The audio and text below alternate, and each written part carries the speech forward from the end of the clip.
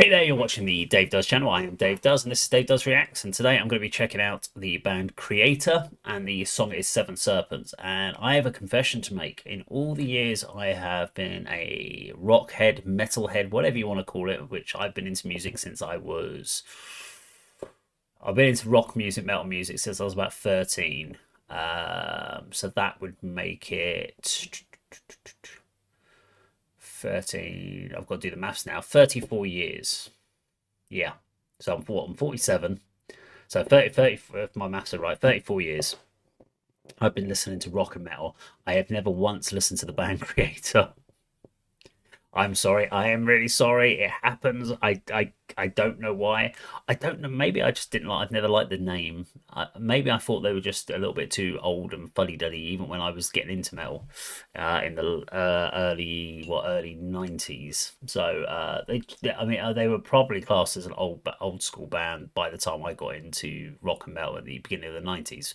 When I got into my first kind of metal band, would have been as far as like regular listening, would have been Metallica's Black Album and Megadeth and all that sort of the big four. So I don't know why I never did. So I'm actually really looking forward to checking out Kreator.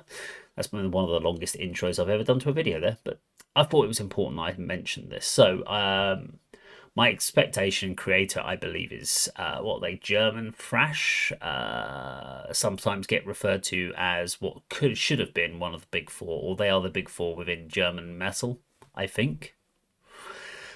Again, this is me trying to remember stuff I've read a long time ago, and I wasn't paying much attention when I was reading it, so that's kind of where my head goes with this. But I think they're one of these bands that could have, people sometimes go, they should be in the big four. But yeah, we're going to play it. I'll be playing the video from start to finish, no pausing, no talking during it, and I'll obviously do my full breakdown at the end. So if you're not that bothered about watching me watching a screen, because that's what's going to happen, you can jump ahead for 4 minutes and 14 seconds. However, if you want to just watch the video, you can do that as well, because that's exactly what I'll be doing. So let's watch this video.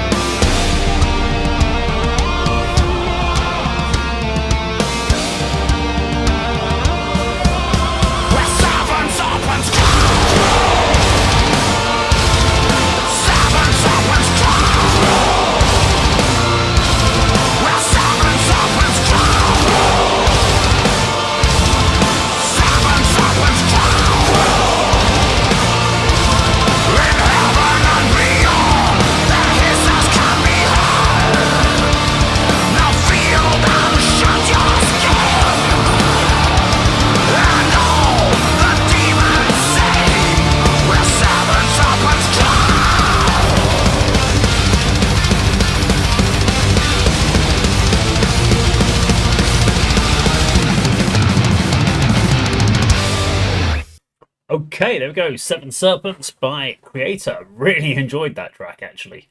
Um, so yeah, thrash metal. You cannot go wrong with a bit of thrash metal. But the thing that makes it basically makes a big difference to me is in a lot of thrash metal bands is the overall production. So lack of depth, being overly generic, which this didn't feel like that. Is they've obviously moved with the times, so they're still doing the thrash, but they've obviously incorporated elements that from the 90s and through the 2000s, etc. So as the band has been around, they haven't stagnated, but they haven't obviously lost sight of what they started out to be. um I'm saying this like I know, but that's just how it feels. Without listening to any earlier stuff, I don't really know, but I would assume they would be more of a kind of classic, standardized thrash band from the 80s, and then obviously have developed because it's definitely got more of a modern take on that particular sound. Big catchy choruses, understand really really good song dynamics as well. So you kind of have that kind of classic thrash vibe going through the verses. You've got this almost pre-chorus, and you've got the chorus, and each of them have got a dynamic change that helps you transition, so that when you go back to those verses, it doesn't feel like, oh, okay, I need a breather. You're getting those natural respites as the song goes on. Great midsection, lots of headbanging. I mean, every time it got into that mid tempo, my head it's one of those try not to headbang challenges, and I just couldn't do it. You had to headbang to that. It even made me wish I had my long hair from what I had in my 20s, so I could start doing some windmilling. Um, so that was great. I like his voice. I mean, because you can't really say, like, if you say you're a fan of the Big Four, and then you go, oh, I'm not a big fan of his voice, you go, well, listen to Dave Mustaine. I mean, he's not got a great voice. He's very distinctive. Joey Belladonna, not in my opinion, not he's got a good rock voice, but a lot of the stuff on thrash he wasn't the best at on Van Thrax, but he's still right up there. So I thought the guy had a great voice for the genre he's working in. Video was cool. My guess is AI generated footage with a very clear concept, so here it's consistent throughout. It could have been graphic artists that's done the same though, because a lot of the graphic artists will use the same software that generates the AI stuff, so it could be like that. But obviously, yeah, animated footage is amazing nowadays, and there was a lot of people. I mean, AI footage is something that is dividing a lot of people. I don't have a major problem with that at the moment myself, depending on what you're trying to achieve. I think if you can use an actual, if you have the means, i.e. the finances, and it's going to look better by shooting in live footage, then go for it. But with this concept of a, what was that, a 15th, 4th, I don't know, 16th century ship, um, rocks, serpents, and stuff, you're never going to be able to do that in live footage. So you're going to have to go down that route. And maybe they did graphic artists that designed the whole thing from start to finish, which is full on brilliant. But if you, let's say, if you weren't Kreator, and let's say, I mean, even established bands like Kreator, there is a financial challenge nowadays. So there's this big push where people going, oh, you shouldn't use AI, you should be using, you need to pay graphical artists for their work. The problem is there's no money to pay them because bands don't make any money.